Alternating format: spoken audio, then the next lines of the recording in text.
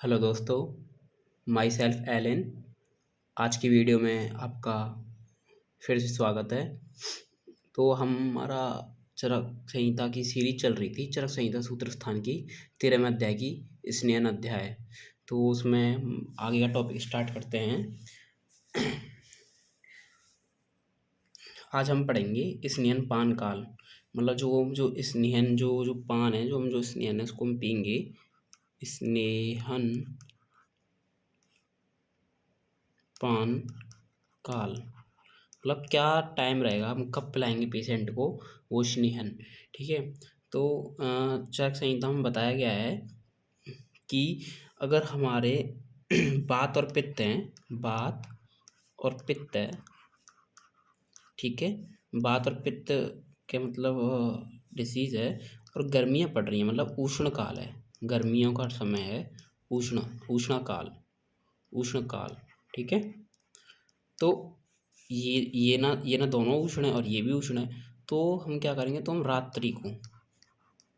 रात्रि को हम स्नेहपान कराएंगे। ठीक है, एक चीज़ याद रखना। ठीक है। दूसरा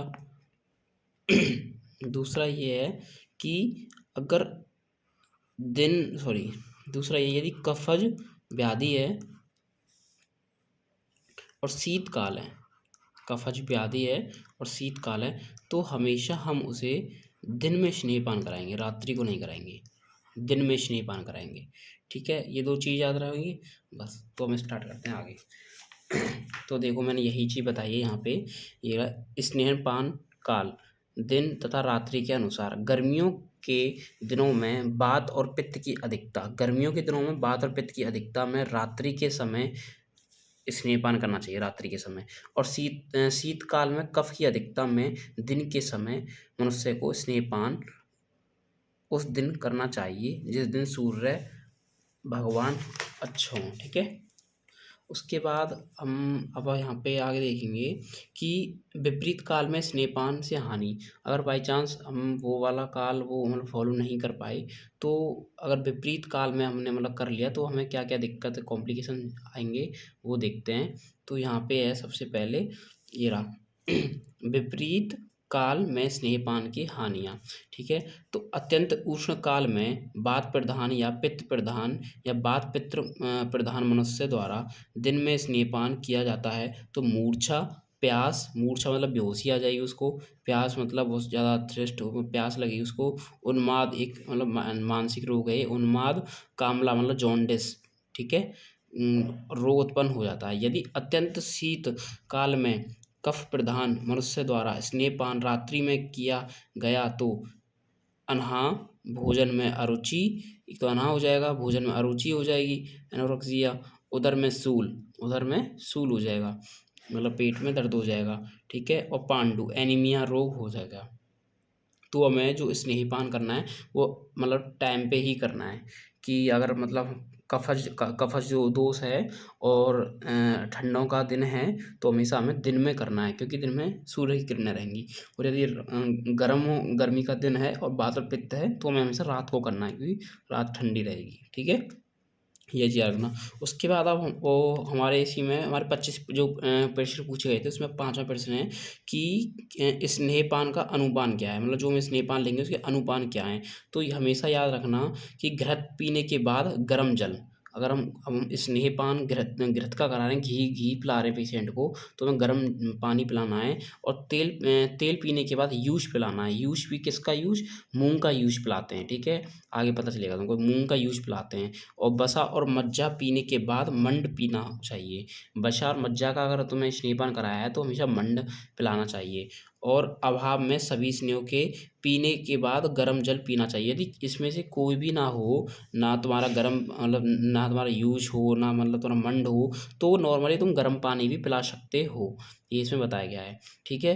अच्छा, अनुपान इसकी मतलब इसका क्या वो है, महत्व क्या है। तो अनुपान के द्वारा औषध का गुण शरीर में शीघ्र ही प्रसारित होता है। मतलब अनुपान के द्वारा जो औषधि हमने दी है उसका मतलब इफेक्ट बहुत जल्दी आएगा, इंस्टेंट इफेक्ट आएगा। ठीक है। अच्छा इसमें और क्या है आपको बताने के लिए, हाँ जो मैंने आपको बताया था, देखो यूज़ में मूंग का ही यूज़ लिया जा गया है, ठीक है, तो जो यूज़ लेंगे मूंग का यूज़ लेंगे।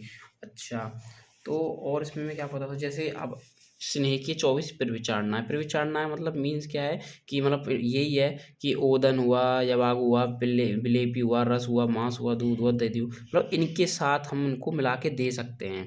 देखो यहाँ पे लिख रहा हुआ है ना, तात्पर्य यह है कि स्नेह का प्रयोग अन्य द्रव्यों के साथ मिलकर और केवल स्नेह का भी होता है, मतलब या तो इनकी इनके साथ मिला के दे दो या फिर स्पेशल स्नेह ही पिला दो, जैसे तिल बसा मजा कोई भी पिला दो। तो यहाँ पे कुछ डेफिनेशन है, जो इसने ओदन आदि, ओदन आदि मतलब ये जहाँ पे जो मतलब 24 प्रविचारणा बताई गई हैं, अगर ये ओदन आदि भोज्य द्रव्यों के साथ प्रयुक्त होता है तो इसे प्रविचारणा प्रविचारणा कहते हैं, तब इनको प्रविचारणा कहते हैं। और जो केवल स्नेह प्रयुक्त होता है उसे अच्छपान कहते हैं। यदि तुमने कोई घृतिगृत पिला दिया तो वो ओनली स्नेह पिला दिया तो उसे अच्छपान कहेंगे, किसी के साथ मिला के पिलाते तो उसे प्रविचारणा कहेंगे, ठीक है। अच्छा, और आगे मैं आपको, और यहाँ पे मतलब बताया गया है कि ओदन किसे कहते हैं, जैसे यहाँ पे बताया गया कि पंचगुने जल में पकाया जाता है, ठीक है, कोई भी जैसे भात होता है तो 5 गुना जल में पकाया जाता है तो उसको ओदन कहते हैं। इसलिए यहाँ पे काफ़ी टर्मोलॉजी दी हैं, वो तुमको आगे पढ़ना है या फिर तुमको पता होगा वो चीज़, ठीक है। अब यहाँ पे देखा है स्वच्छ स्नेह का प्रविचारणा की गणना में निषेध, जो केवल स्नेह का पान किया जाता है जो केवल स्नेह का पान किया जाता है उसे प्रविचारणा नहीं कहा जाता। अगर मैंने वो अभी पीछे बताया ना, अगर तुम प्योर स्नेह पियोगे तो उसे प्रविचारणा नहीं कहेंगे, उसे क्या कहेंगे, अच्छपान कहेंगे, ठीक है। अच्छा, जैसे यहाँ और यहाँ पे देखो रसों के अनुसार 64 प्रविचारणाएँ बताई गई हैं, जैसे 6 रस होते हैं ना, उनके अनुसार 64 प्रविचारणा बताई गई हैं। एक तुम्हें ये पॉइंट याद रखना है, ठीक है। अब यहाँ पे एक आगे 7 और 8 वें प्रश्न पूछे गए हैं कि स्नेह की मात्रा तथा मान प्रमाण, मतलब जो हमें स्नेहन पेशेंट को हम जो स्नेहन करा रहे हैं उसकी मात्रा क्या होनी चाहिए। तो ऐसा बताते हैं कि क्या है ना कि अगर तुम्हें बहुत अल्प मात्रा करानी है तो अल्प अल्प मात्रा का स्नेहन है तो 6 घंटे में पच जाएगा तुमको, 6 घंटे में पच जाएगा। और यदि मध्यम मतलब स्नेहन पान कराया है तो वो एक दिन में पूरा मतलब 12 घंटे में पच जाएगा।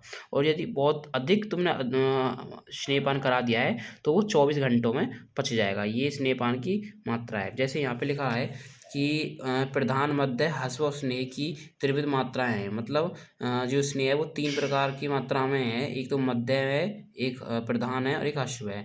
तो यहाँ पे लिख रहा है जो स्नेह की मात्रा दिन रात में पच जाए, दिन रात का मतलब 24 घंटे में पच जाए वह प्रधान मात्रा है, मतलब वो बहुत ज़्यादा है, ठीक है। जो दिन भर में पच जाए, दिन भर में मतलब जो 12 घंटे में पच जाए वह मध्य मात्रा है, जो आधे दिन में पचे, आधे दिन मतलब 6 घंटे में पच जाए वह स्नेह छोटी मात्रा है। इसी प्रकार स्नेह पचने के अनुसार प्रधान, उत्तम और मध्यम छोटी 3 मात्राएं बताई गई हैं, ठीक है।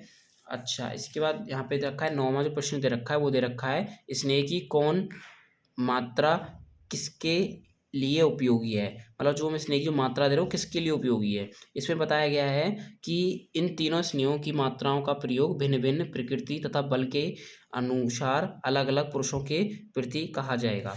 जैसे आगे हम देखेंगे, अब यहाँ पे बताया गया है कि ये है स्नेह की प्रधान मात्रा सेवन करने योगी और योग्य रोगी और रोग, मतलब जो बड़ा पेशेंट है वो मतलब जो हम उसको मतलब बहुत हैवी जो स्नेहन पिला रहे हैं उसके भी कुछ लक्षण हैं, तो कौन कब पिलाएंगे हम हैवी स्नेह, तो वो देखते हैं यहाँ पे, जो पुरुष प्रतिदिन अधिक मात्रा में स्नेह सेवन का अभ्यासी हो, मतलब जो मतलब डेली वेज में अपना मतलब बहुत ज़्यादा घी खा रहा है, ये सब कर रहा है, उन सबको हम मतलब यहाँ पे हैवी मतलब प्रधान स्नेह दे देंगे, ठीक है। जो भूख और प्यास के वेग को सहन करने के अभ्यासी हो, जो बहुत ज़्यादा भूख और प्यास को सहन कर जाता हो, जिस पुरुष की जठराग्नि का बल उत्तम हो, मतलब उसका जो मतलब इंटेस्टाइन जो मतलब जठराग्नि का बल मीन्स जो मतलब हैवी खाना मतलब पचा लेता हो, फिर उसकी जठराग्नि का बल मतलब उसकी जो उसका जो पाचन क्रिया है वो मतलब बहुत बलदायक हो, जिस मनुष्य का शारीरिक बल उत्तम हो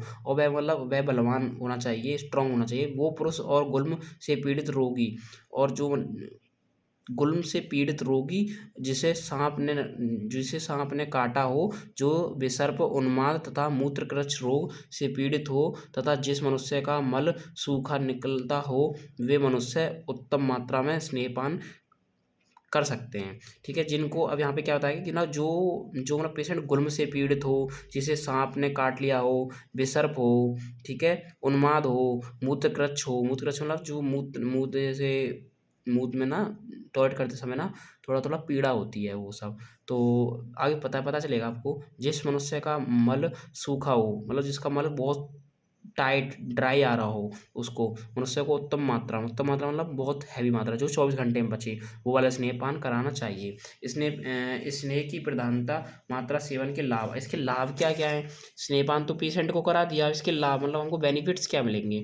तो यहाँ पे बताया गया है, उत्तम मात्रा में सेवन किए स्नेह के गुण को सुने।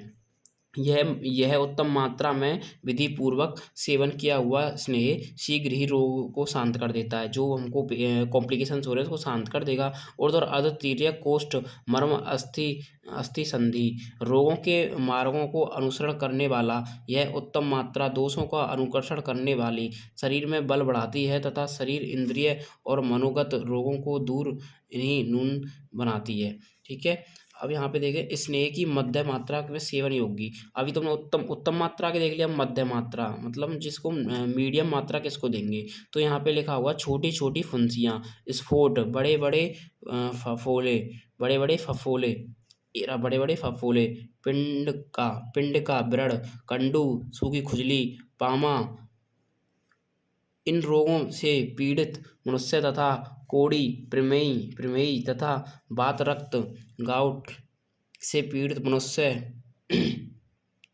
जो अधिक नहीं खाने वाला हो, जिसका कोष्ठ मृदु हो, जिनका बल मध्य हो, ऐसे मनुष्य को स्नेह की मध्यम मात्रा पीनी चाहिए।